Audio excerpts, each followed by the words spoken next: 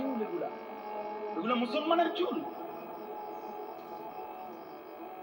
কাফের বেঈমানের মধ্যে যাদের কোনো বংশ পরিচয় নাই, যাদের জন্মের কোনো ঠিকানা নাই, খোদার কসম এগুলা তাদের চুল।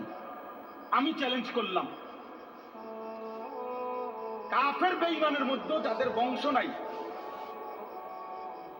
যাদের কোনো জাত ফাত নাই, তাদের চুল এগুলো। মুসলমান তো নাই, কোন কাফেরের মধ্যে যদি কোনো বেলে তার একটা বংশ পরিচয় আছে, এগুলার সেলুনের দোকানের যে সমস্ত চুলের কাটিং লাগাইয়া রাখে, এগুলো কাফেরদের মধ্যে সম্ভ্রান্ত ব্যক্তি নাকি? বোঝেন নাই কথাটা? এগুলা ইহুদিদের নামি দামি ব্যক্তি, খ্রিস্টানদের মধ্যে নামি দামি ব্যক্তি। তাইলে কার মতো চুল রাখলি বেটা? তুই এত নিচে নামলি? একটা মুসলমানের ঘরে জন্ম নিয়ে যুবক এত নিচে নামলি?